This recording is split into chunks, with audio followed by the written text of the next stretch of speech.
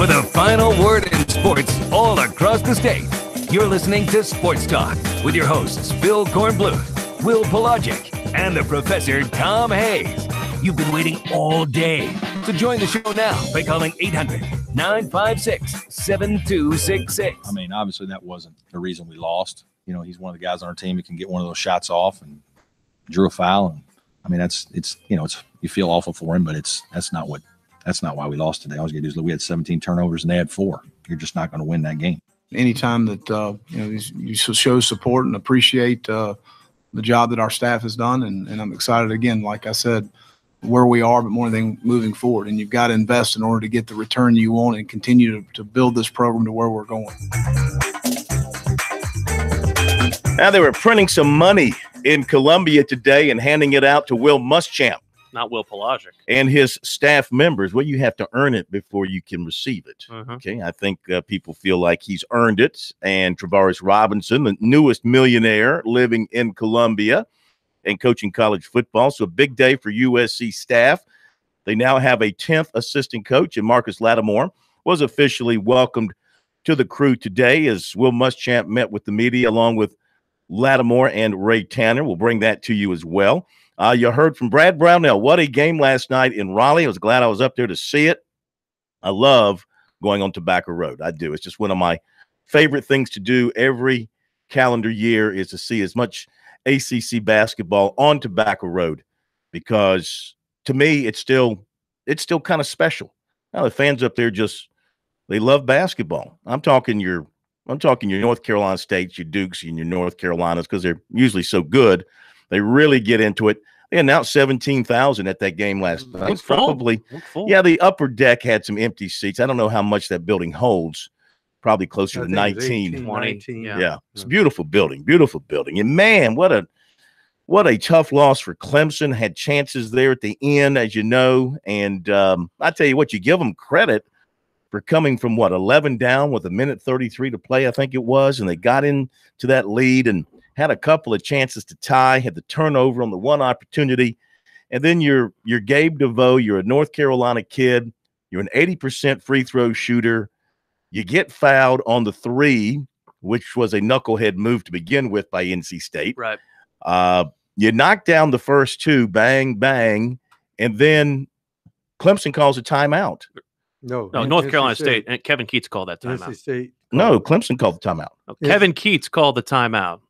According to the play-by-play, Clemson called the timeout. Clemson didn't have a timeout left. Kevin Keats called that timeout. Yeah. Well, he called. I'm looking at it right here. I watched the game, Corey. I did not see who called the timeout. We watched the game, and on the broadcast, Kevin Keats had his hand in a T calling timeout. Yeah. Brad Brownell would not have called that timeout. Well, I was surprised when I saw it here on the play-by-play sheet. From where I was sitting, I didn't see who called the timeout. Then I was reviewing the sheets and the play-by-play stuff, it had Clemson team timeout. No, it was Kevin Keats. Clemson didn't have a timeout. Well, it would make sense that Kevin Keats would call a timeout. Call the timeout to ice the kid, which I found also a little bit of dirty pool by him, because that's what you do when you coach at UNC Wilmington.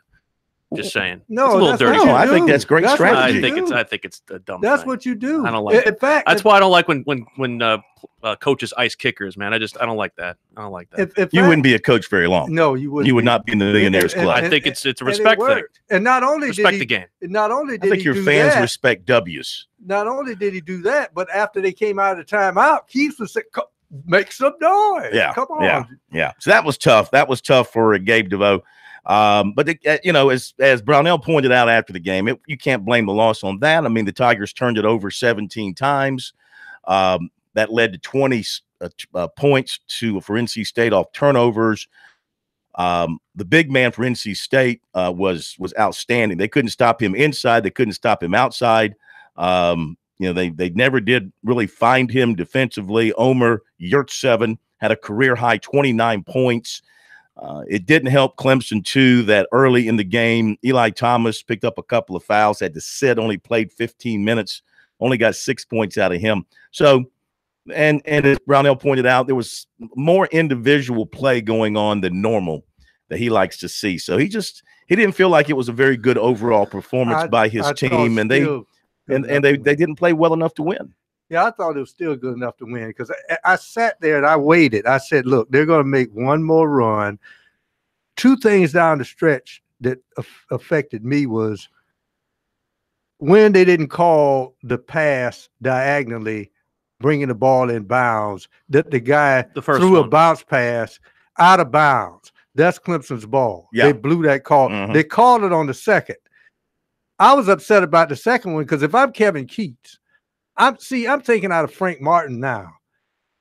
That first pass, he would have ripped the boards up on the floor. What are they doing? Yeah. And they did it again. And then Clemson did not take the foul early when they turned the ball over and left the NC State player wide open underneath for their last field goal that they scored. Those two things kind of upset me at the end of the game. Clemson unfortunately wrote their own obituary by their own folly with the 17 turnovers, like you said, Corn. It was a situation where it seemed like at times their most threatening offensive personnel was Mark Donnell in place of Elijah Thomas, which again, that's something that is an encouraging step forward. But the one thing we do see is just how very difficult it is to win on the road. They were saying on the broadcast, I think out of the first 23 games inside the conference, only 7 road teams had won, and one of those was Duke over Pittsburgh, and we've seen how bad Pittsburgh is. We saw how bad they were in that game the other night against the Blue Devils.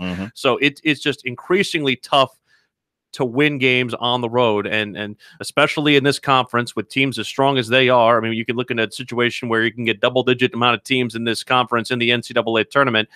This is not a discouraging sign for Clemson as long as they're able to take care of business at home. The situation that they've been put in by the conference is really an unfair one because NC State gets an extra day to go up to Charlottesville. Meanwhile, Clemson has to travel back late last night and wait for a 3 p.m. tip tomorrow against Miami. That's a tough double for them. And when you think about the fact that they also have North Carolina on Tuesday following. Yeah, they are in the midst of a really difficult stretch of their season. And you're right. I mean, that's not fair to any team, whether it's Clemson or Duke or North Carolina. They have to play a 9 o'clock game on a Thursday night and then on the road, a mid-afternoon game on Saturday. You have no time. I mean, Clemson had no practice today. I think Brownell said they were going to do a walkthrough, and actually, not even that. No, just watch video, just watch film. Yeah, I wouldn't even do that. Yeah, how can you get ready? So that's not really fair. That's something they should address. But TV dictates when these games are played and what time they are played. So South Carolina plays at Georgia tomorrow. The Gamecocks, with a win and with some other teams losing around them, could move up a good bit in the SEC standings. But first things first, they got to take care of business against a Georgia team that is 2-2 in SEC play. And the Stegeman Coliseum, always a tough place for South Carolina to go into and get a win. And we'll see if the Gamecocks can play some good basketball tomorrow. Keep Chris Silva in the game. I think that is going to be crucial to have any chance against the strong inside game of Georgia. It's a very strong inside game. We saw really for the first time this season, Deontay Mayton really struggle against Missouri in their loss in the other Columbia on Wednesday. But this is a guy that it really is Georgia's strength against South Carolina's strength. South Carolina's strength is at the post position with Chris Silva, and he's going up against one of the best post players in the conference. I'm very curious to see how the guard play will work, and really whether or not, and this will be hard to kind of judge, but wondering whether just the infusion of Brian Bowen and Rackfelder inside that locker room, just at the practice facility yesterday for the first time, whether that gives them a little bit of a jolt. I think that, there's very little that those guys can do from a practice perspective other than just, testing those guys. We talked about Brian Bowen guarding Justin Minaya in practice. That's going to be something that at least makes Minaya look better. And also if Rackfelder can practice, making those guards look better with Wes Myers and Hassani Gravett. But as far as what South Carolina can do from just an emotional standpoint, they got to figure out how to communicate better. Well, they need some help inside because the guy that scares me is Obede. That's the guy. I mean, because of the girth.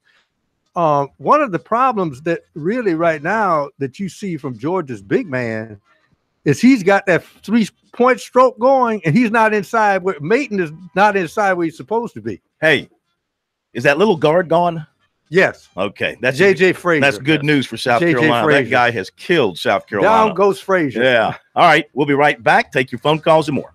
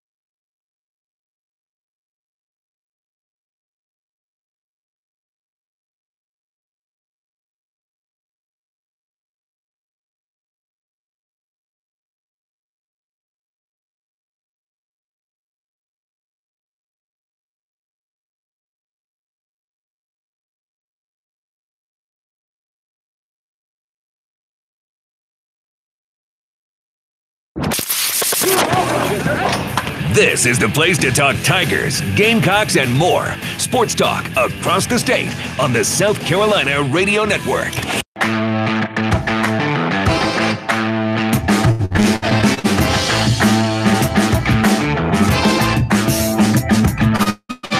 And our phone number is 800-956-7266, 800-956-7266. I hope you have found a dry place to be today and tonight, raining all over South Carolina. Email talkback at sportstalksc.com and on Twitter at sportstalksc. Go ahead and get a call up. Love to hear from you to talk about the basketball game last night, what you thought about the Tigers' effort and why they came up short. The game's tomorrow.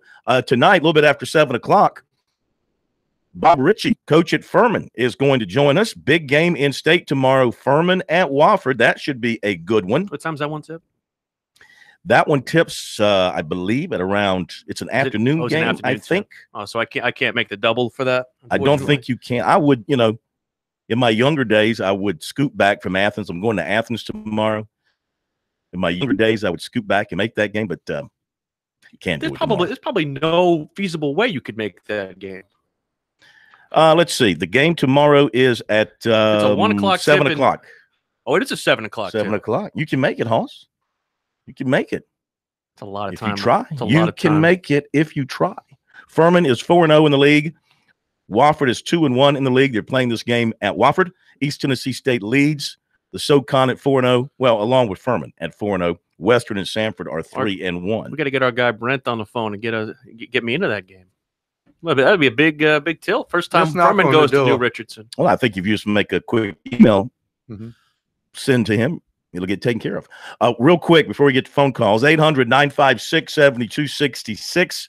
You covered the USC presser today as I was making my way back and stopped in Spartanburg to speak to a great group there.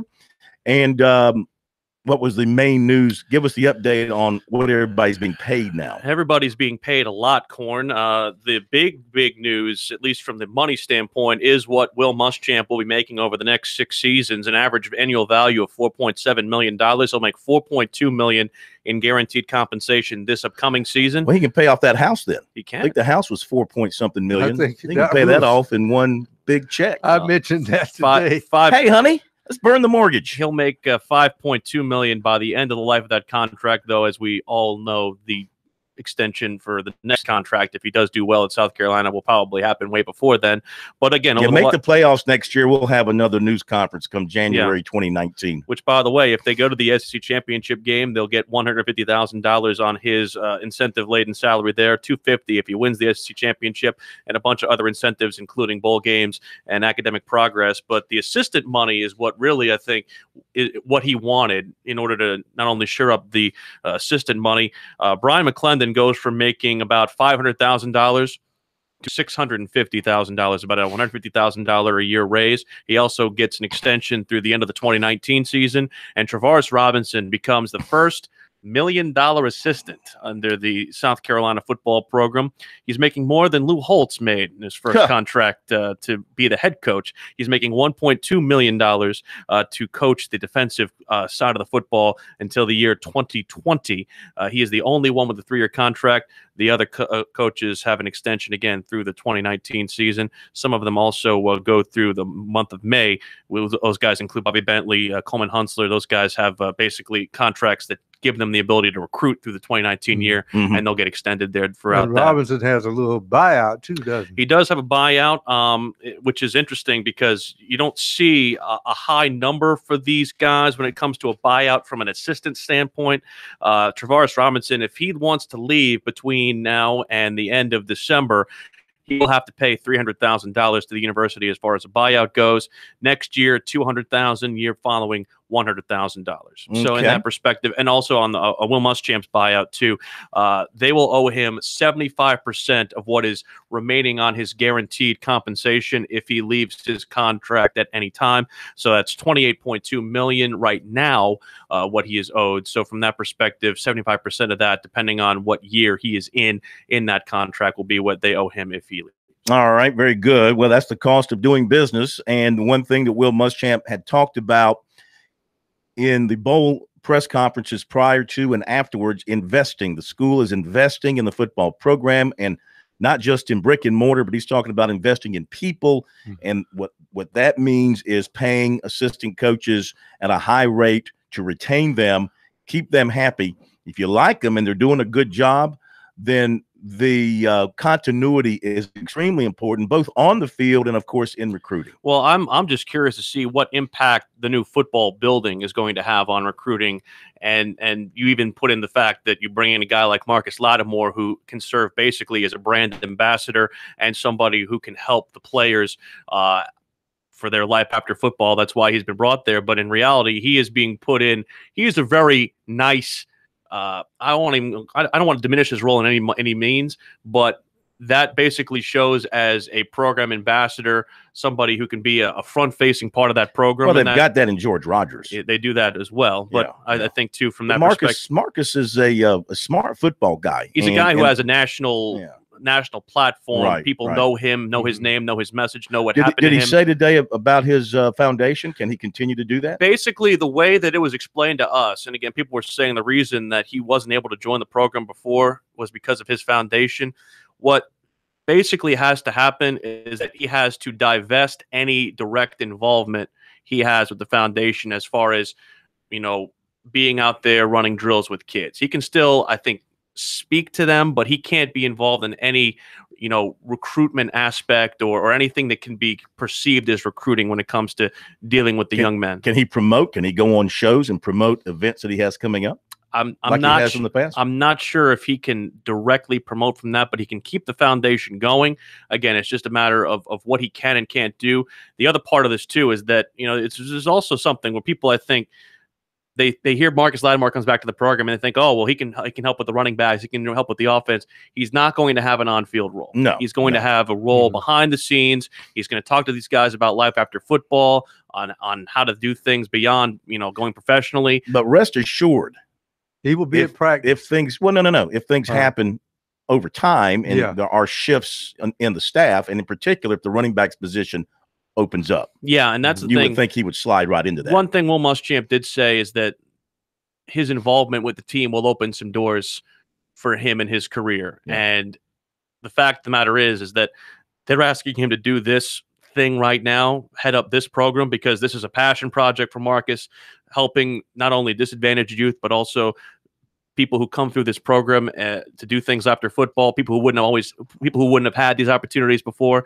That's what that particular situation is going to help him in. But he does say that, he loves the game of football. He loves being around the game of football. He doesn't believe that an on-field coach is something he wants to do at this time. He wants to make sure to focus on this, but he didn't rule that out for something to do in the future. The one thing I heard, Corn, I never heard Marcus Lattimore say in the press conference, but he said today, he had some interest down the road of being an NFL general manager. Yes. I had not heard that before. He said he took, I guess, Joseph Adai was somebody he looked up to then from that perspective. He can go hire Jim Harbaugh as his head coach. And real quick, the 10th assistant coach, did you mention him? Yes, Kyle Krantz is his name. He is somebody who is on Will Muschamp's staff previously. He was an analyst, started out as an offensive analyst with him while he was at Florida, then moved to the defensive side of the football when he went to Auburn, when he was the defensive coordinator there. So it brought him to South Carolina initially. He was using him as an analyst as well here, and he becomes now somebody who will coach the nickelbacks as well as the strong side linebackers and help Coleman Huntsler in special teams, which is something that, again, they wanted him to do. I think this was something that he kind of always knew was going to happen. He said, I believe when you were there at the bowl practice, he said that he was very much looking to make sure that this promotion could happen as soon as possible. It's just a matter of making sure that all the ducks in a row when it came to the contracts and the salaries and such from the Board of Trustees. All right, very good. This note out of Wofford, defensive coordinator Sheil Wood is leaving to go to Georgia Tech to coach safeties and assist on special teams. The new defensive coordinator of the Yellow Jackets is former Wofford coach, assistant coach, Nate Woody. And Wood coached under Woody. In fact, he played under Woody. Woody recruited him out of Spartanburg High School. And so that opens up another spot on the Wofford reconstructed staff there under their new head coach.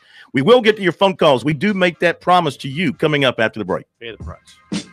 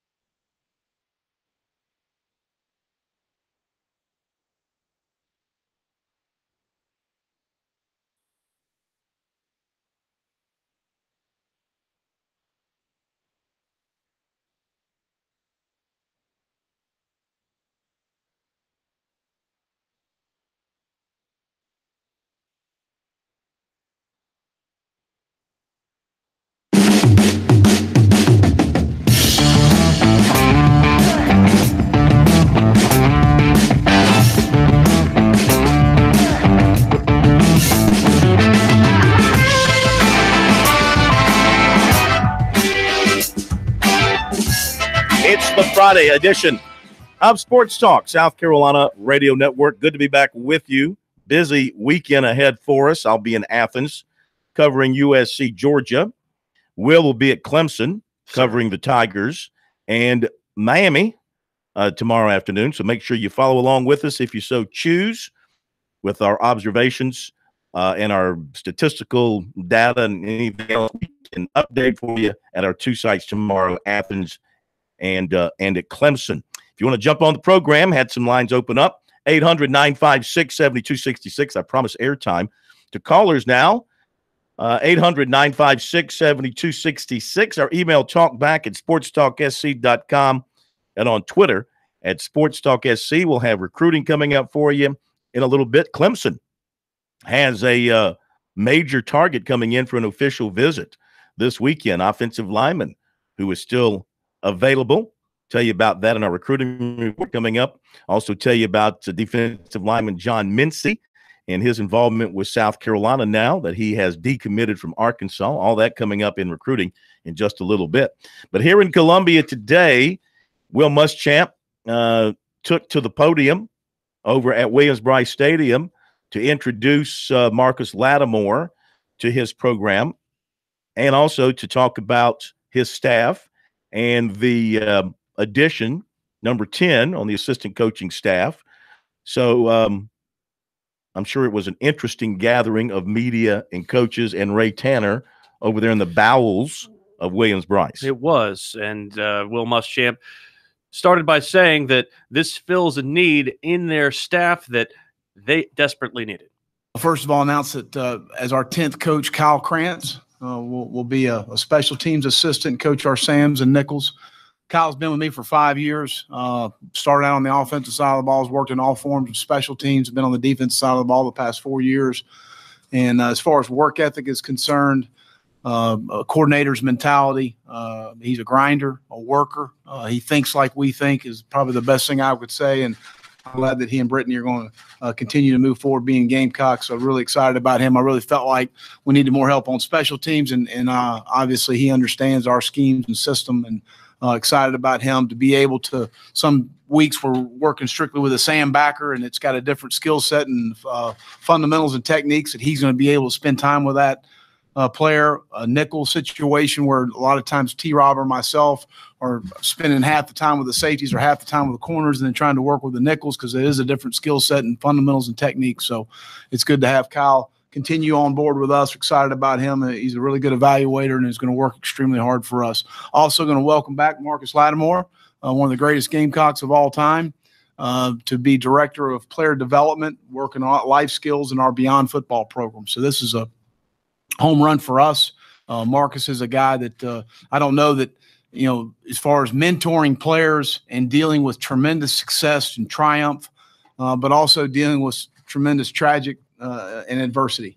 And he has done both of those here at the University of South Carolina. This is a win for our athletic department. This is a win for our university. It's a win for Columbia. It's a win for the state of South Carolina. I believe in outlets for our players, and Marcus is going to be a tremendous asset for our student athletes and the different things that they face in their college career here at the University of South Carolina. But a guy that could have gone anywhere he wanted to go, and he wanted to stay at home here at the University of South Carolina, be a Gamecock. And in the 2 years I've gotten to know him, the thing that really strikes out at me, he loves the University of South Carolina. He loves his state.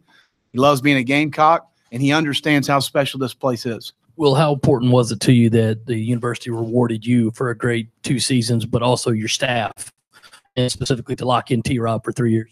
Well, I think in any time that you show support and appreciate the job that our staff has done, and I'm excited again, like I said, where we are, but more than anything moving forward. And you've got to invest in order to get the return you want and continue to build this program to where we're going.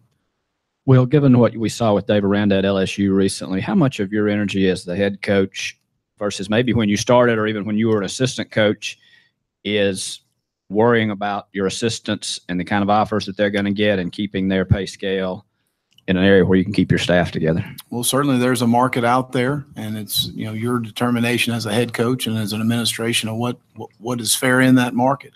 So I think it's each individual coach, each individual administration, each individual school to make that decision on what they feel is fair in the market. Well, how did you build and sort of settle on the role Kyle is going to have? Is it does that necessarily fit his skill set? Was that the kind of spot you were looking for? How do you kind of settle on that? Well, it was really fit his skill set, and it fit what we needed. We needed more help for Coleman Hutzler on special teams, and Kyle's certainly going to be able to provide that.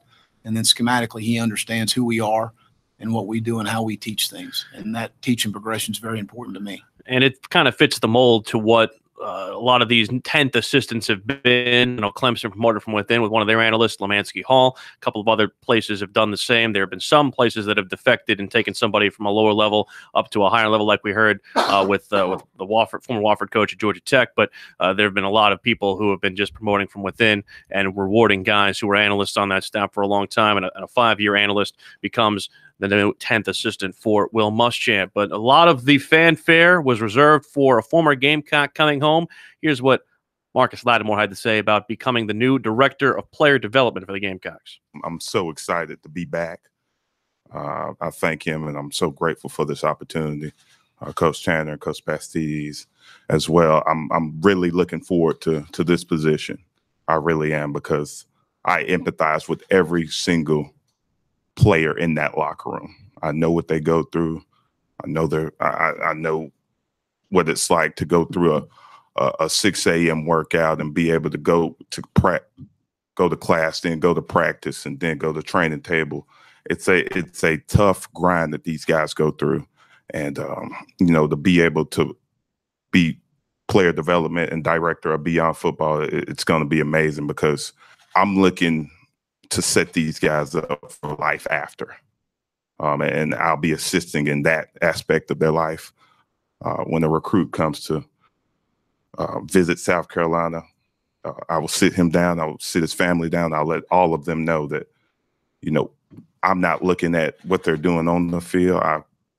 We take care of that because we have amazing coaches, but I'm looking at the next 40 years of their life. Could Marcus one day get back on the field as an on-field coach? And Marcus, is that something that you'd like to do one day? Sure. I think that, Marcus and I talked about the possibilities when you get on the university scale from a coaching standpoint, from an administrative standpoint, from a fundraising standpoint. I think this opens a lot of doors for him. How old are you? 26. 26 years old. So he's young, and he got a lot of living to do. So, and a lot of times when you're 26, you're still searching for exactly what avenue you want to head down. And I think this opportunity certainly is going to provide that for him. I don't think it's any secret that I love the game of football. I've been playing it since I've been 7 years old, but right now, this is where God wants me. This is what God wants me to do. And I'm going to take it. And everything that I do in my life, I do it 100%. And I want these guys to leave this university knowing who they are as a human being, and personal and professional development is my assignment right now, and that's all I got to say about that. So those of you who think it's going to provide an on-field jolt, I will say, not yet. Well, I mean, you never know. I think all these pieces that Muschamp is putting together results in getting higher grade players, and that will result in better performances. Whether it's adding a Marcus Lattimore, whether it's improving the nutritionist, whether it's the indoor practice facility or the new football administration building, all the pieces are coming together that will help you in attracting the best possible players that you can attract to South Carolina. And then you have to convince them via your own ability to sell the program and what you do on the field, that not only can you come here and thrive individually, but you can, as part of a team, win championships. Here's the one thing I noticed, though. There was a particular reverence for this young man. People love him. Well, here's the point. The fans love him, and he's very highly respected by those in the media who just give you respect. He's very highly respected. I know there's some in the media that still fawn over Marcus. So it was a lot of fawning today. Well, for instance, Rico Dowell comes to the sideline. Marcus Lattimore looks at him at a practice. You need to do this, do that. You don't think that sticks with a kid? Mike Furry has stepped down at Limestone as the head coach. We'll tell you what's going on there in a moment.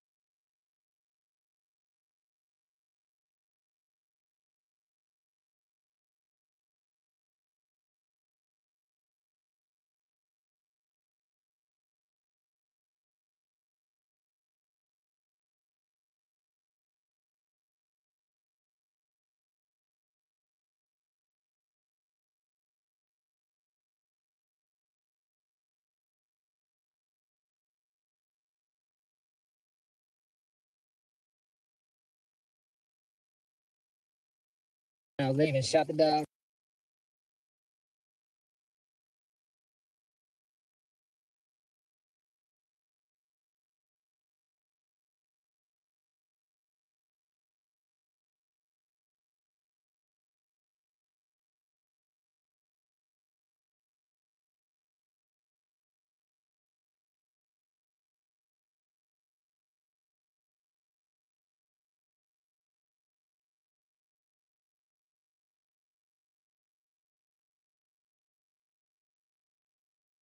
These guys, they never sleep.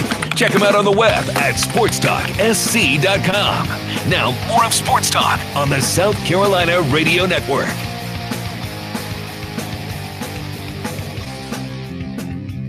Okay, we're back. Sports Talk, South Carolina Radio Network here on a Friday. Glad that you're with us. Be sure to check out foundersfcu.com. Learn how they can assist you in all of your financial needs. Recruiting coming up in a little bit. Want to tell you about Mike Furry. Resigned today as the football coach at Limestone to become the receivers coach with the Chicago Bears. Brian Turk, running backs coach and recruiting coordinator, will take over as the interim head coach.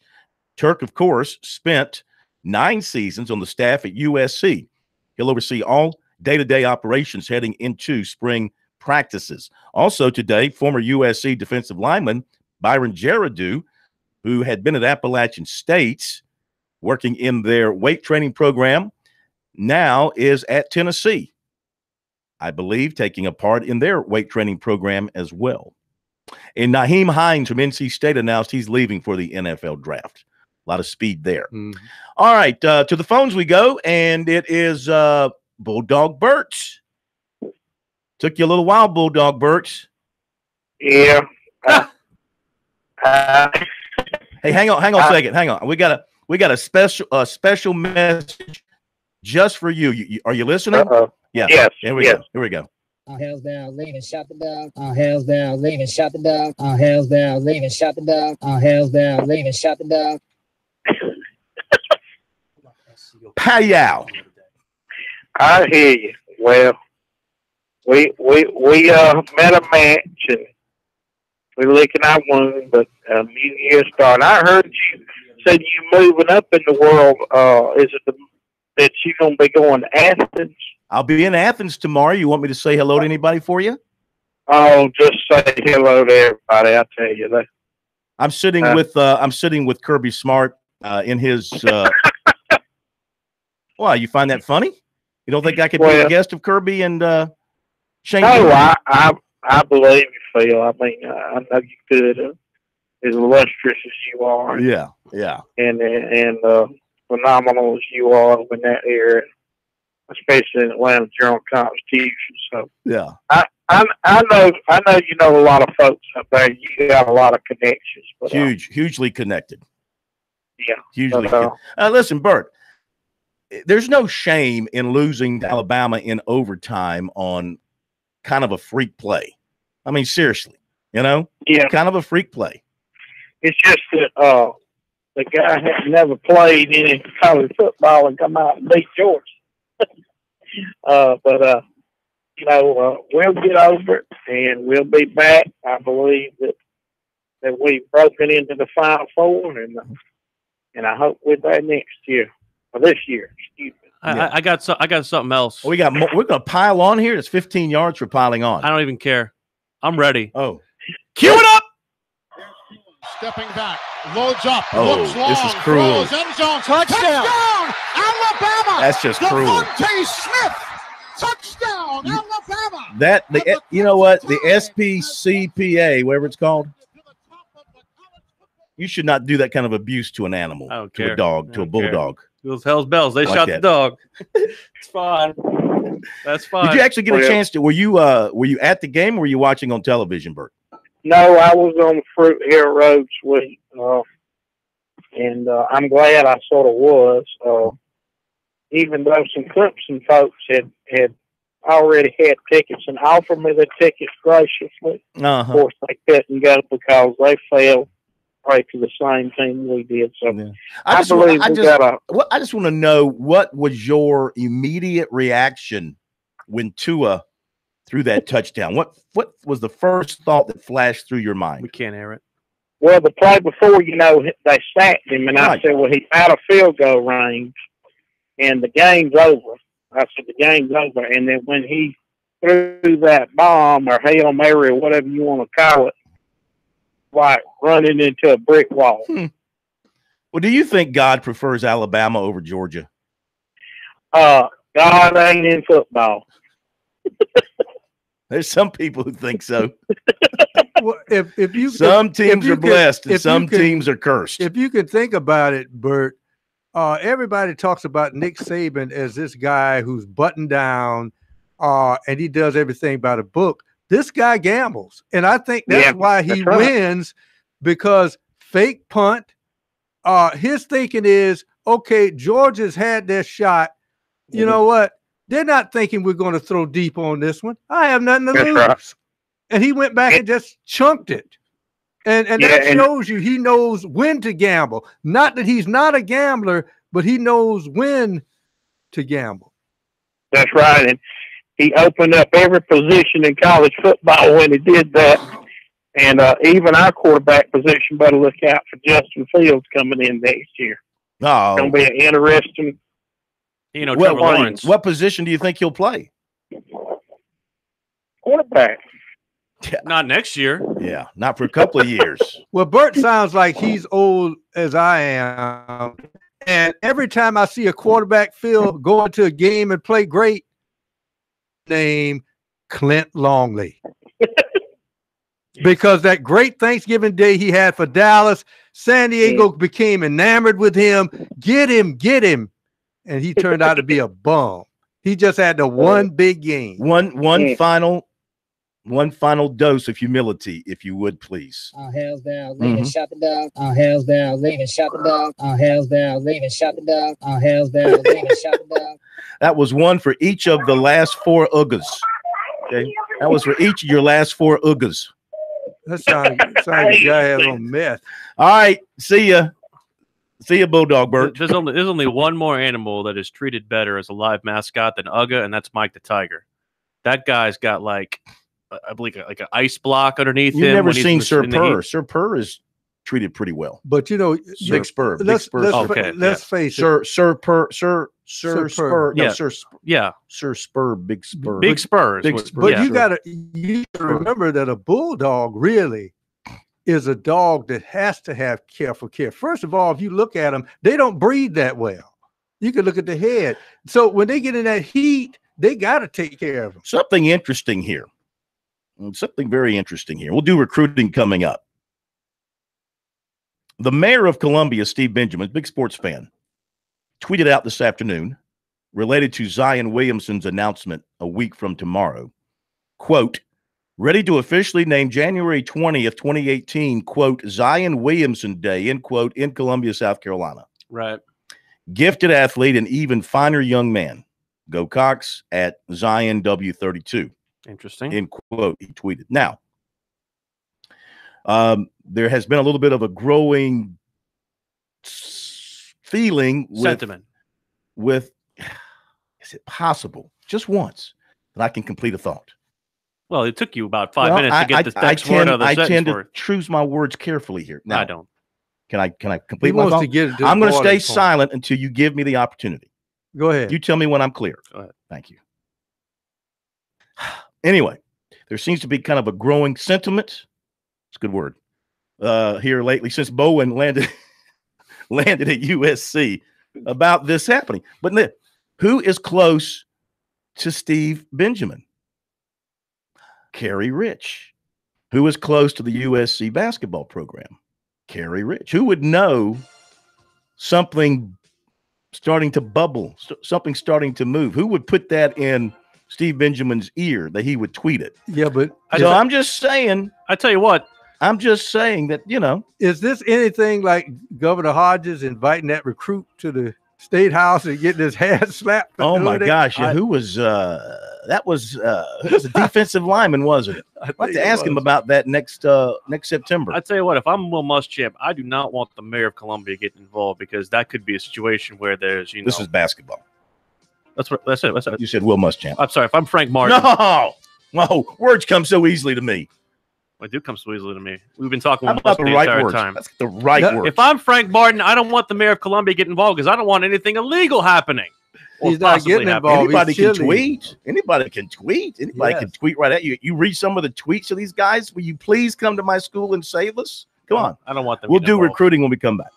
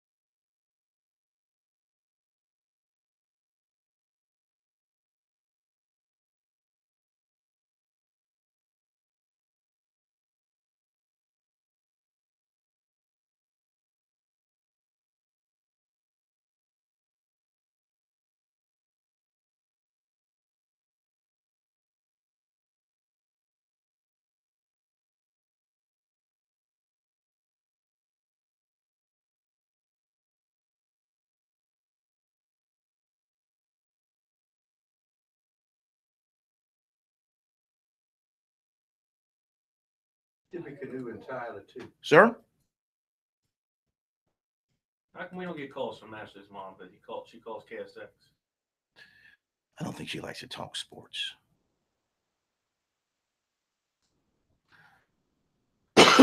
Furman's won 4 in a row. Yes, all in conference. Very impressive. Was that too long?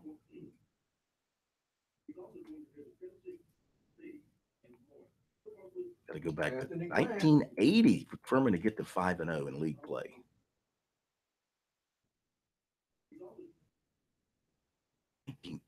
That would have been Butch's. Butch would have been. I love this commercial.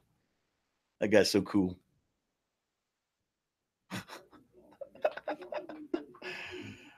They're coming out with a new American Idol this year, right? Are they coming back with it?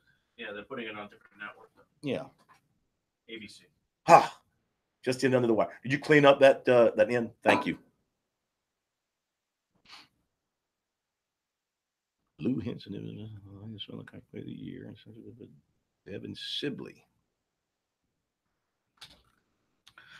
So Furman puts Furman 2,700.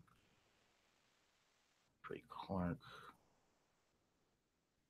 Noah Gurley. First year. Still like a teenager. How's his predecessor doing? Where did he go? Drake, wasn't it? Not as a head coach. He goes as a head coach? Yeah, I thought it was Drake. Why don't you look and see how he's doing? What's his name? Medved. Nico Medved, yeah. Devin Sibley up to 12th all time in scoring at Furman.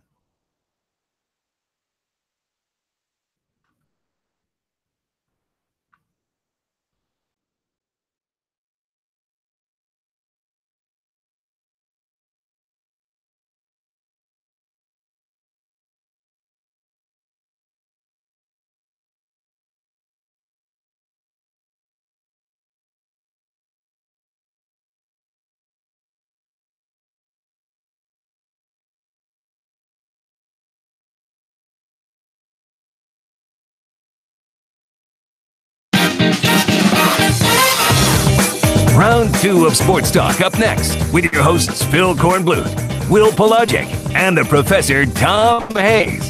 Don't leave us hanging. Join the show, 800-956-7266. Very busy Friday night here on Sports Talk. Lots going on. We mesh in football and basketball recruiting coming up for you in a little bit. More from USC side of things. We'll hear from Frank Martin on Georgia. A look back at last night's loss by Clemson up at NC State. We'll hear from Brad Brownell. Also, Ray Tanner. We'll hear from him as well about all the goings-on at USC today as he gave away more money that doesn't belong to him. It's got to be fun spending somebody else's money. I'd like to be in that position one day. Yeah, you need about $1.5 million here. Let me write the check. Well, he's spending money to make money. Not coming out of my account. A big basketball game in state tomorrow. We talked about it earlier as Furman goes to Wofford, Southern Conference showdown.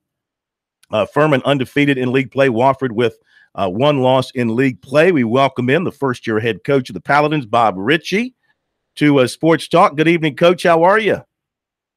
Doing good, Phil. How you doing? Man, we're doing great, and great start for you guys, and you're playing very good basketball, especially after entering league play. What are you liking most about your guys right now? You know, we just got a good group of guys. First of all, we've got some experience. We start 3 seniors and 2 juniors. And so, you know, these guys have won for the past 2 years. And, you know, you can just see that when they go out that they expect to have a level of success. And, you know, they've really bought in. The plan really connected. And last week versus Citadel, we set a school record of 31 assists. And they really move the ball on offense, and then on defense, you know, they play a team brand on defense as well, and it's put them in a position to win the last 9 out of 10 games, and you know, hopefully we can keep this thing going. Going to see 2 of the best players in the league in Sibley and McGee. How much will they square up against each other? Will there be situations where they'll be facing off against one another? You know, I'd imagine so at times. You know, last year we played them twice, and there were times when they were matched up against each other, and, you know, at times they weren't. But, they're both very, very good players, and they both play off the ball as guards. And Fletcher's got to be the best shooter in the country. I don't think there's any question about that. And just has a unique ability to not only shoot with a high level of accuracy, but he also just gets it off so fast. And so it'll be a challenge to try to make an attempt to slow him down. And we've got to do it. We've got to do it with our whole team. We've got to make sure that we're connected and understand our assignments. And these guys prepared well, and look forward to going down there to Spartanburg tomorrow night. You guys are trying to do something your team has not done since 1980, and that's win the first 5 inside the conference. What have you guys done over these first 4 to really is there a unifying characteristic between your team as you guys have started league play? I don't know if I would necessarily say that. This group is, with us not being at the highest level, obviously we don't get a lot of the exposure that people are used to, but this particular group of players has done a lot of firsts for a long time around here. And I guess they said we won 10 games before January 1 for the first time in program history. And, last year this group set the road wins record. The year before they set the home record. And, they've gotten a little bit used to just trying to, do things that haven't been done around here in a long time. And it's been pretty fun just watching their confidence grow and build. And, they got off to a good start in the non-league and just played really, really hard. And that's kind of been their MO, is this group plays really hard and they play really, really connected. They really buy in the ball movement and, playing off one another, and they have a good time together. And, it's a very close group off the court. And I think that translates really well on the court. When you look at a Mike Young coach team like Wofford, and he's given even the big boys headaches, what in your mind makes it so tough playing against a Wofford, a Mike Young coach team? Well, analytically, it's the best 3-point shooting team in the country, and they're shooting 42.3% from 3 right now, and they got a bunch of them. It's not, Fletcher's obviously the best, but they got multiple guys. And a lot of times during the game, they're going to have 4 guys that can stretch the defense. So, it's a very hard challenge in terms of how to guard, because the game of basketball is heavy in transition right now, and it's a high ball screen game, and they set the majority of their screening action off the ball, and a lot of teams don't do that. So it's not a style that you see night in, night out, and it makes it a very unique prep. So, we'll have to bring a high level of focus, and we'll be in their gym, and I'm sure it's gonna be pretty packed in there, and it's gonna take a full team effort to be able to go in there with the amount of concentration that we'll need to get the job done. Visiting with Bob Ritchie, coach of the Furman Paladins, heading to Wofford tomorrow night. Your first game in the new Jerry Richardson indoor facility there at Wofford. In your travels through Spartanburg, that part of the upstate, have you had a chance to kind of sneak in there and take a look at it? Have you been inside to see it? I haven't been inside. We played football there twice this year, and I was able to go to the opening game at Wofford, and so I saw it on the outside right there by the football stadium. But it's from everything I've heard, it's top notch. It's state of the art, and sounds like they did a really, really good job with it, and I'm sure it's going to be rocking tomorrow night. How much have you learned in your first campaign with the head gig? I'm learning every day. I'm learning every day. I mean, it's something where every situation's different, and as an assistant, you're a little bit more streamlined in your roles in terms of your recruiting territory, your position group, what side of the ball you're dealing with, and as you become head coach. I've been here 6 years. And, I've been a part of the rebuild, and I've got to see kind of how it's taken place. Having to oversee every aspect of the program now, you're just constantly trying to learn. And, that's the fun of it. Of course, you know how it is for Southern Conference teams. You got to win your championship, most likely to get into the NCAA tournament. But it's got to be fun for you in your first year to see your team atop the standings and to check the bracketology and see Joe Lunardi's got you in as a 14 seed. That's got to be thrilling for you at this early stage, but still knowing you got a lot of work to do. Yeah, I mean, I guess we're 17 games in, and we got 14 left in league. And like you said, I mean, it's at this level, you're playing for a seed, and all these games are important. But at the end of the day, it comes down for us for 3 days in March. And it's been good. I think it'll be a lot better, come March and April after it's all been said and done, and we're able to hopefully cap off a really, really good season, to be able to look back. Because right now, as you can probably imagine, it's always what's next. Yeah. So, we probably as humans don't take enough time to grasp some of the things that are being accomplished.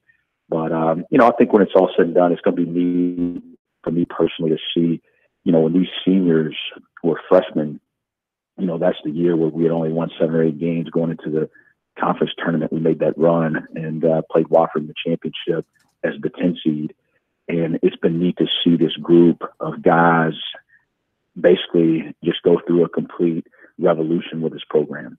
And to see that culture be set, to see it continue, to go from 19 wins to 23 wins last year and, on top of the regular season championship. And then, what we can potentially and hopefully do this year.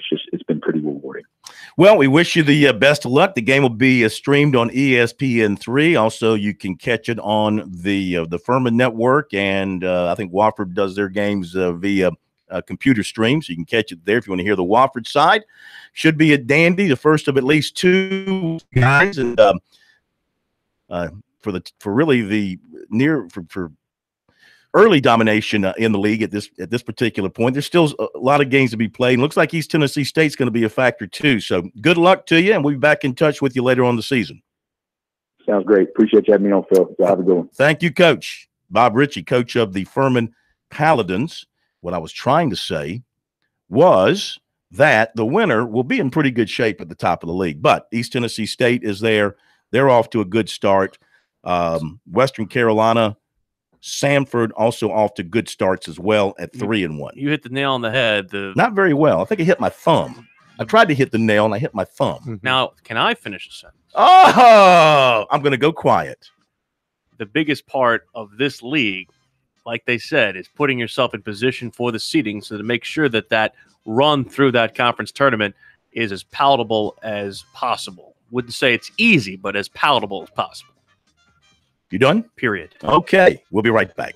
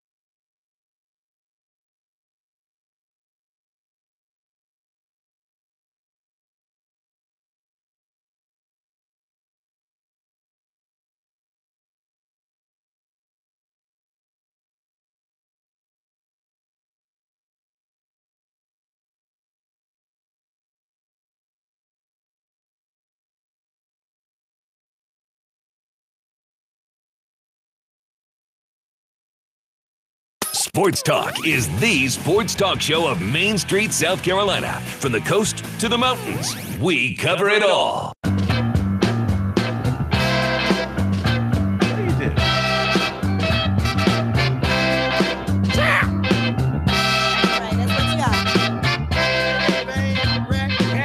We thank Coach Bob Ritchie for being with us tonight.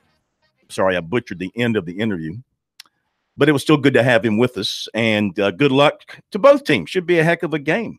And look forward to following them as they move on through the season. Wofford and Furman having really good years and having a chance to make the NCAA tournament, I think, and wish them both the best of luck. More Palmetto State teams in the NCAA tournament does not hurt our feelings.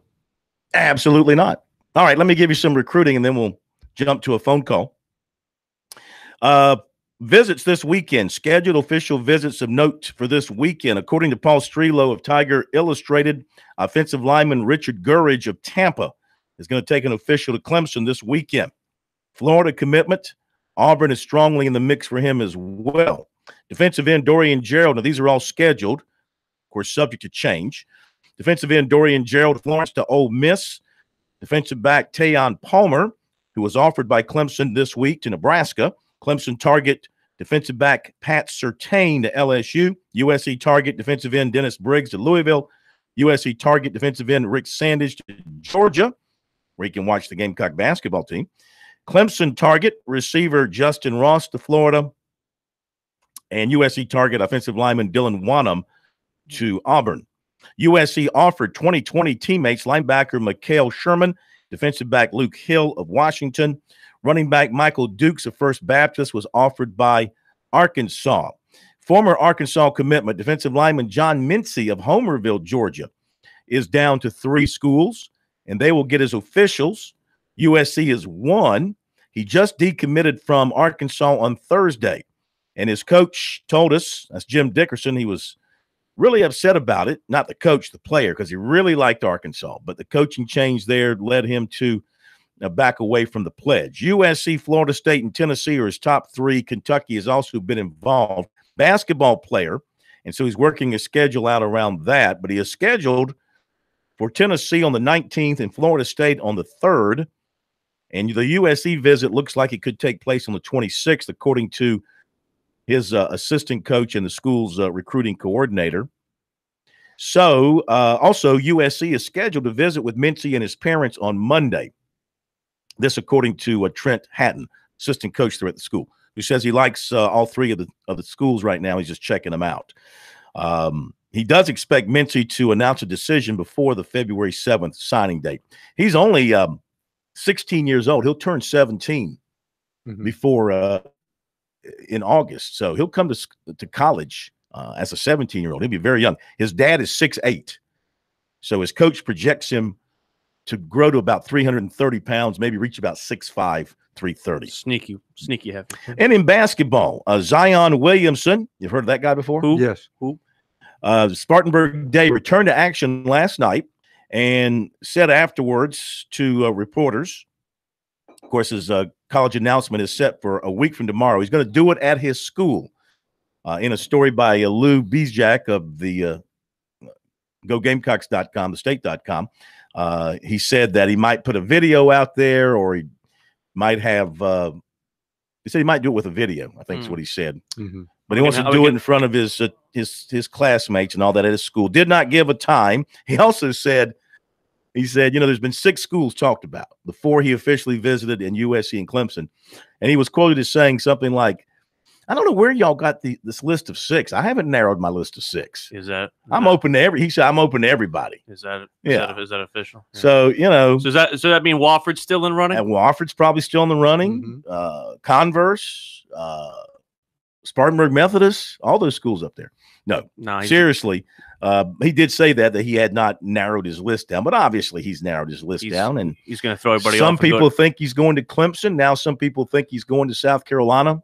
He's going to throw everybody off and say he's going to go to College Charleston. Yeah. Watch that. So I don't know. I do find it interesting, as I've said here on the air before, that a friend of mine who was at the beach ball talked to some parents of some players when Spartanburg Day played the beach ball. Did I tell you this story already? I think I did. You did. Anyway, he was told by them, just talking with him casually, nothing on the record or anything, that they thought he was going to South Carolina. Never stop you from That telling was it then again. back in December, late December. I beg your pardon?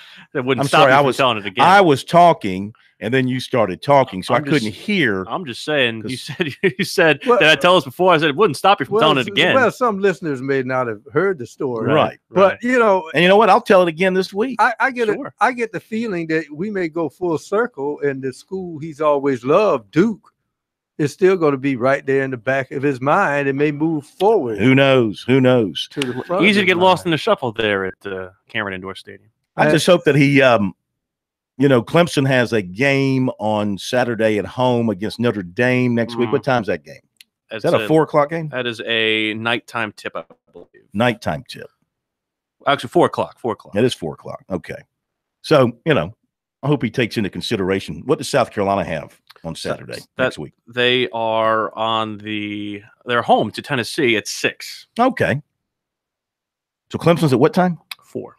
And they're home to Tennessee at 6. So he could do something in the morning or early afternoon and give people who want to cover that a chance to get to one of the games. One would think he could probably just show up at the school of his choice.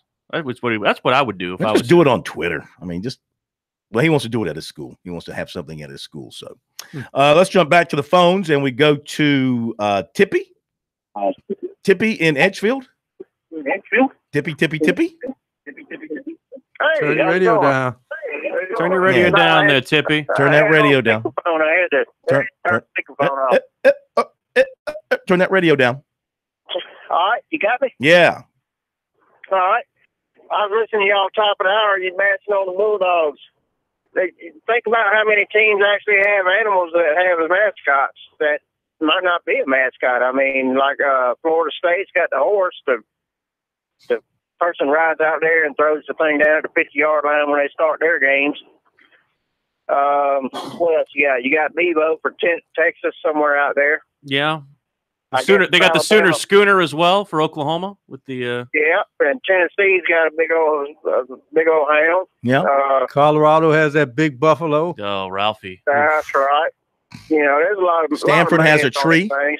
Easy. I mean, if y'all gets you into trouble now. Think about it. Alabama's not even next door state. At least take care of your neighbor. When's the last time the University of Super Chickens went to a national championship for football? They were within a victory in 1984. They beat Navy. They beat Clemson. Ooh. They're playing for a national championship. They were that close. Yeah. They were that close. They were that close in 1984. Beat Navy, beat Clemson. You're playing for the national championship. Great. Hey, Tippy, but I got a special message for you. Oh, yeah. Related to the Georgia game the other night. Have you heard our special message? No, I didn't. Oh, well, let's play our special message for Tippy here. Go ahead. All right, leaving, shot the dog. Hell's down, leaving, shot the dog. Hell's down, leaving, shot the dog. Hell's down, leaving, shot the dog. It's bad. I can't understand what it's saying. So tell me what it is. Hell's bells, they done shot the dog. Oh, okay. Because like I said, before. Can anybody understand that? I told y'all. No. I don't have cable, so I have to listen to it on the radio. That's right. We got to get you. We got to get you Hulu, something cheap so you can watch. We happen to have the radio call from the final play. If did you miss that? You didn't hear this either, Tippy? No. Well, you might not be aware how the game ended. Why don't we, just so Tippy will know exactly how the game? He might not even be aware of how Georgia lost the game. Can we get that for him? Huh? I know how the points are, but I don't know how it ended. Well, here, listen to this. We'll. Do you have it? You kicking out the thing again? Go for it. We're going to have it for you here in a second, we hope. Sometimes our computers are a little bit on the slack side. All right. This would have been great to have. Carolina or Clemson. Well, you did know the game went into overtime. Our computer, I think, was designed by a Georgia IT guy. I saw that when there was like the fourth quarter or so, Georgia was 20, Alabama was 10, so I was kind of amazed that it came back that far. But I guess if Alabama wants to live mascot. All the circuses can't have elephants we're no up more. against They can it, go get Tippy. one. All right, Tippy, we'll be right back. Thank you, man.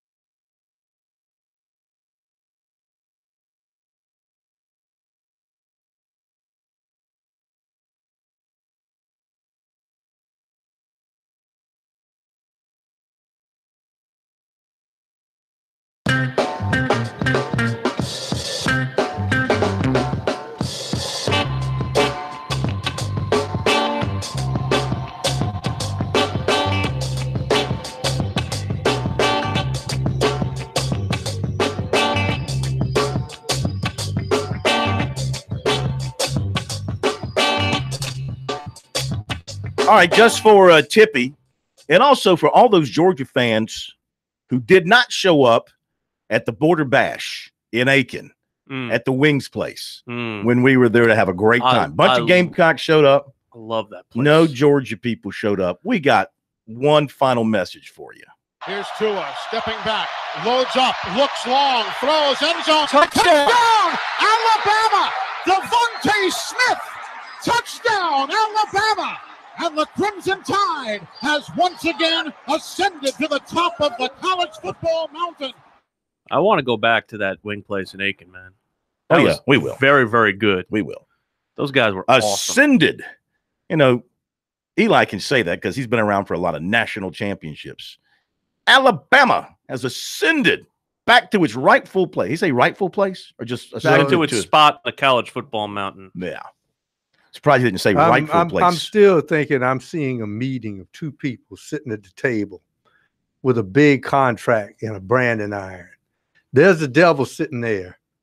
Nick Saban on one side, Bill Belichick. Belichick on the other, and those contracts are signed. They're the same people. You realize that. Having dealt with both, they're the same person. Yeah. Well, remember now, Belichick. I actually think Saban's got a little more personality than Belichick. Remember now, Nick You don't Saban. think so? Nick Saban. You don't know the Bill Belichick that you don't see at press conferences.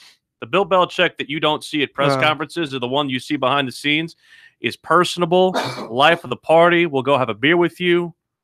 I mean, you know, you've had a beer with him. I've not had a beer with him, but I know people who have. Anybody who follows around Bon Jovi, kind of strange but interesting. And remember now, Nick Saban was his defensive coordinator when the Browns were the Browns before they moved to Baltimore. How they couldn't have made that work between those two guys. One more recruiting note that I have run across: Clemson target Matthew Hill. Clemson likes as a DB, Auburn likes as a receiver. Is taking his official visit to Auburn this weekend. He's been an Auburn commitment, but he has said he's going to visit Clemson too. So I would expect the Clemson visit to be next week or the week after. But Belichick, unlike Brady, not a fan of the avocado. By the way, a couple of basketball games in the state tonight. Presbyterian trailing UNC Asheville 28-19 in the first half, and I think we're getting ready to tip off Charleston Southern at Winthrop at Charleston Southern. Okay, let's go to Billy in Greenville for our next phone call, and then we're going to catch up with Brad Brownell. Hello, Billy. Yeah, I have an idea for Zion announcement.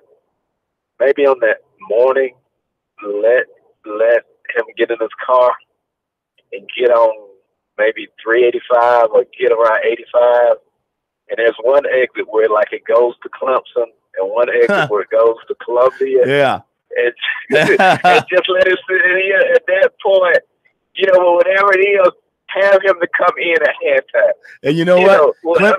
Clemson fans can get on one bridge, and USC fans can get on the other bridge. Yeah. And then the one that doesn't get them, they all jump off the bridge. Yeah, that's funny. That's a good idea. Why don't you float that up there? And but then one of the things to do, let them take like the highway that he's going, but there are enough back roads. So the person, like say, make him think he's going to Clemson, but then use some of the back roads to get to Carolina. I mean, I just think that would be a great idea. Plenty of back roads between Clemson and Carolina. What is what's the word you're hearing up there? I mean, you know, I'm a subscriber to 247. I mean, 247.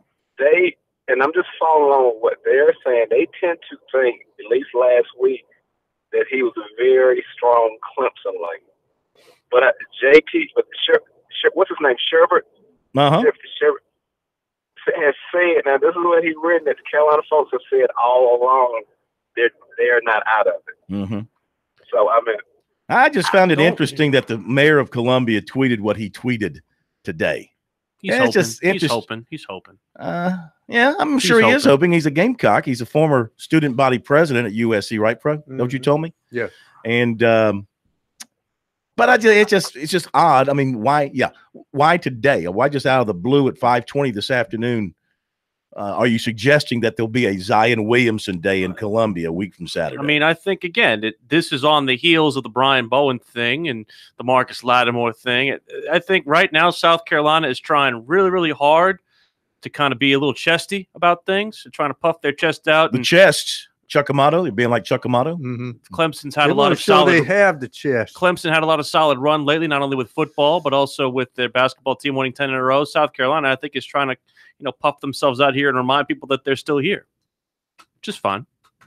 He doesn't get the chest part about Chuck Amato. Oh, Chuck the chest. You don't get that. You don't know who Chuck Amato is, do you? I do know who Chuck Amato is, but I'm not sure necessarily. Google. Oh. You know what? I should block you from Googling. Why is that? Because you would be nearly as smart as you think you are if you couldn't Google. I can at least Google the English language. Yeah, He was the old NC State coach. It was. You know what? We were the only South Carolina media covering Clemson last night, which that's kind of strange. Why do you worry about what other people do?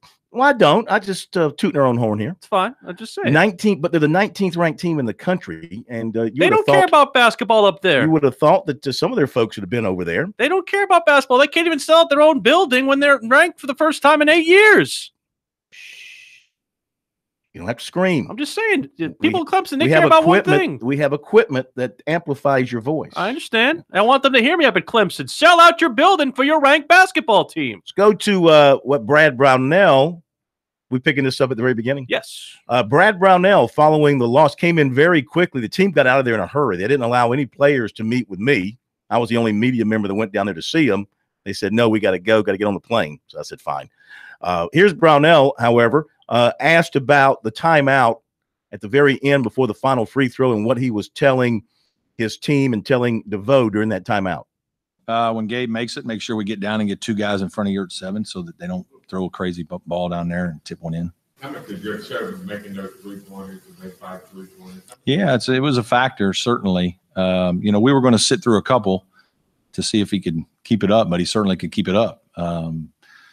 Yeah, those are big shots. We were trying to play the ball screen one way, and one of the things you were going to give up was shots from him. But, in the second half, we couldn't do it as well because he just was making them. So we had to change what we were doing a little bit. And, obviously it was a huge factor, not just the threes, but he was great all night. As a pro, he's unbelievable down there. Skill level, poise, finish with both hands, make threes. Pretty good player. In the first half of the game at your place, your 7 big of a second foul came out of the game, and that's when you guys went on the run right before the half. Looked like you guys were wanting to take it to him a little bit early. Yeah. Yeah, I think so. We like to throw the ball inside. We have a good mix to our team, I think. Unfortunately, I got 2 fouls for us, but Mark came off the bench and was great in the first half. Really gave us a lift. Again, we didn't play well enough tonight. We were in a hurry all the time. Some of it was because of their defense, which did some good things, but then there were also some just uncharacteristic turnovers and some one-on-one play that I really was upset with, that we didn't show enough poise tonight to keep moving the ball and play. How do you deal with a loss like this, a short turnaround? Yeah, this one's hard. Obviously, we had a lot of guys play a ton of minutes. The league didn't do us any favors with the 3:00 game on Saturday, but it is what it is. We'll go back. We won't do much of anything tomorrow other than watch film and try to get rested up and do the best we can and be ready to really compete against a very talented, Miami team at 3:00. Brad Brownell from the Tigers post-game press conference after the loss. And we'll see. Teams have to deal with adversity. And this is definitely adversity. And from the standpoint of you lose a heartbreaker and you got to turn around very quickly and play a quality team. And Miami is a headache. Is it me or is somebody else that everybody Miami brings on the floor is 6'8" or 6'9"? Seems that way. But they got their bigs some real rest. Elijah Thomas not playing a lot because of the foul trouble. Mark Donnell got some good minutes. Amir Sims got some good minutes. They were able to spread the wealth there on the front court, which I think is where they needed at least to be a little bit more conservative. Okay, we'll be right back.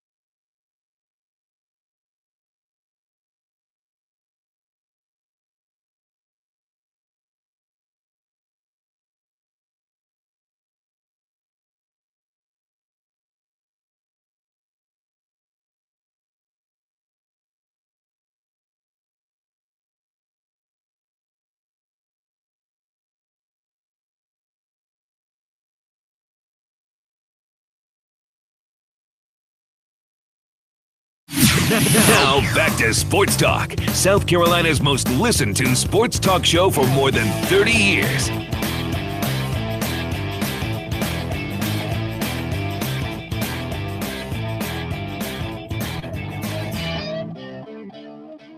All right, final minutes of our program for this week. Looking forward to the weekend. More basketball for us. I'll be in Athens watching the Gamecocks battle the Bulldogs, and Will be at Clemson watching the Tigers take on the Hurricanes. I'll be at Clem's son, Little John. And Pro will be on his Barca Lounger, taking it all in from the best view in the house. So the Gamecocks coming off a disappointing performance, not just a disappointing loss, but just a disappointing performance in that loss to Alabama. Now they get the other side of the football national championship duo in the Georgia Bulldogs. And they've had some rough going with the Bulldogs here in recent years, both in the regular season and in SEC tournament play. Even when it looked like South Carolina had the better team, had trouble with Georgia in Nashville. But anyway, this is a new year. Here's Frank Martin giving his take on this matchup with Georgia. Mark Fox doesn't get enough credit for the job he's done at Georgia. I mean, you know, it's what he's done at Georgia is unbelievable. I can tell you this, in my 10 years of coaching, that's the one team that we can never get them to play out of character. They've won some, we've won some, but we never get them out of character. We can't ever get them to speed up and play differently than he wants them to play. And that's Mark. That's how his teams are. That's why every one of our games, whether it was 2 years ago where they beat us 3 times or it was last year when we beat them both times, all our games are like just rock fights that just because we don't get out of character, neither do they. So both teams play through their strengths, which ends up meaning that, you know, the games are going to end up that way. And but, you know, Mayton's real good. All his guards all played last year. So they have experienced guards. Obidi has developed as a 3-year starter to now, you know, he's a lot more aggressive offensively, not just rebounding and defending. They've got 2 high-level freshmen in Claxton and then number 20, a young man from Georgia. I can't remember his name right now. Hammonds. Those 2 guys are 2 high-level freshmen that are both in that 6'8", 6'10" range. So they're good. That's why they you know, they've played so well. That's why they've won the games that they've won, you know, at Marquette, or, you know, and so. Frank, you said after Alabama there were some things that had to be worked on. These couple of days in practice, did you see progress? Yeah, you know, Pete, you know, we continue, like going into Vanderbilt, I thought our guys were a lot more vocal, a lot more aggressive. And then when we got in the moment at Vanderbilt, the voices got louder. Against Alabama, as the game got hard, the voices got quiet. And that's you know, challenge for our team right now. You know, we all want to be loud and be heard when things are easier. And when things get hard, then you know, it takes someone with a lot of confidence and courage to stand up, and we're trying to get that out of the guys right now. And that's where our biggest struggle as a team right now is that when you end up in a difficult part of a game, we get very quiet.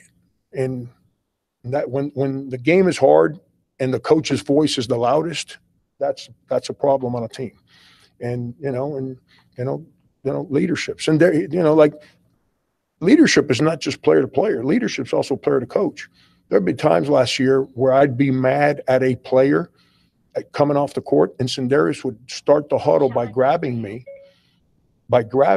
and saying, "What do you need me to run?"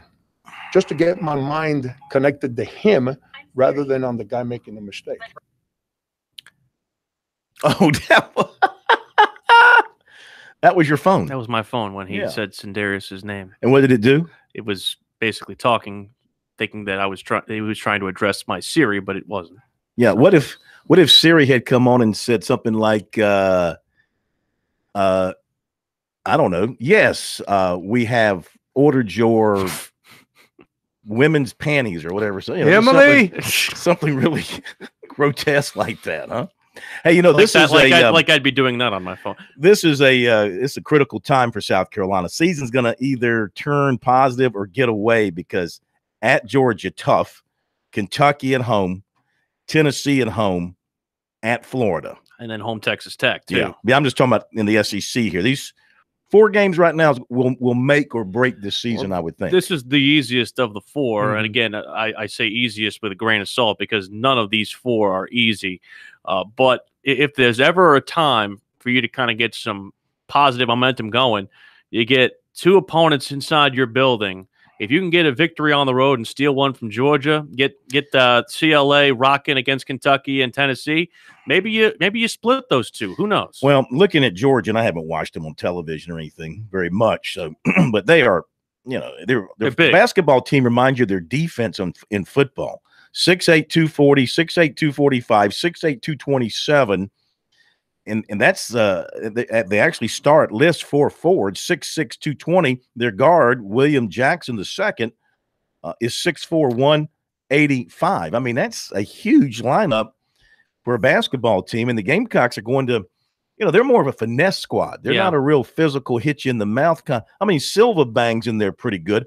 I don't think Kotsar has banged this year kind of like we expected him to do. Because of the extra weight, he's 35 pounds heavier. You think this 260 year. is too much? They listed him at 260. I think he's more a 245 guy. I think he's about 15 pounds too heavy. The thing that Mark Fox loves to bring in is he loves to bring in guys who are athletic with length. I mean, think about Contavious Caldwell-Pope. I mean, he is a bigger than average guard that he had when he was at Georgia. And, guys like Jackson and Ogmedi, those guys are from that same mold, and even Hammonds too can play a little bit of swing there. So I mean, when you have 6'8" guys, when you have 3 6'8" guys in the starting lineup that can either pop out and shoot from distance or also bang in there with the big boys, that's exactly what he wants. And they're matchup nightmares. And while they might not necessarily have positions in the league, they are nightmares when you play in a league, and when you're playing against a team like South Carolina that's going to want to slow things down, take the air out of the basketball, get a paint touch for Chris Silva, and play inside out more. Well, that. I'm like Corn. The one thing he does not have this year is that lightning bug, and that's J.J. Frazier. Right. But they seem to have adjusted from that. South Carolina, do you force it inside and see if Silva can get fouled and get to the line and try and win in the paint? I don't think you can do that. They're going to have to make some shots. Right now, they're a 42% shooting team, and they're 33% from outside. Is there any hope? This is supposed to be a good shooting team. I mean, you're down. I mean, Hassani Gravett, like he said, Hassani Gravett practiced for the first time fully since spraining his ankle. I believe it was Thursday. So in that vein, that's a guy who you probably expected a lot more offense out of. You, Corey Holden, who's on the shelf, who you expected a lot more offense out of. I just don't know where it comes from. You're missing points is what you're missing. And I think that's the problem with this group, is that you have probably 20 points per game that are unaccounted for right now. Yeah, and they're uncomfortable. I think you have to really position Silva different ways. Silva's a good touch from 10 to 12 feet. You may have to play him on the elbow at some times, then post him up. You cannot give Georgia predictable angles of where he's going to be offensively, especially in the half court. You can't do that. Got to avoid the silly foul, too. Got to avoid that charge when he's dribbling, trying to push his way towards the basket for that little baby hook. He gets called for the charge a lot. He's got to be on the floor 30-plus minutes. If he's not in that neighborhood, then they're not going to have a chance to win. And, the interesting thing is, I said, the game is officiated differently in the postseason. That's why he was able to play in the game. For you long-time basketball fans in South Carolina, Chris Silva is the 2000 era of John Ribach. Walking to the gym, you've got 2 fouls before. Yeah, he's got more offense. He got a lot more offense than John Ribach did. Final thoughts? He's wondering who John Ribach is. I know who John. Of course you do. You probably had dinner with him the other night. Anything else you want to say? Trying to figure out what I'm going to eat after the game. Of course you are. Enjoy your trip to Clemson. We'll do. I'm not going to Epic Buffet. I can tell you that right enjoy your Barco Lounger. Brian, enjoy your weekend. Check us out on the internet tomorrow covering the games. We'll see you Monday. Have a great weekend.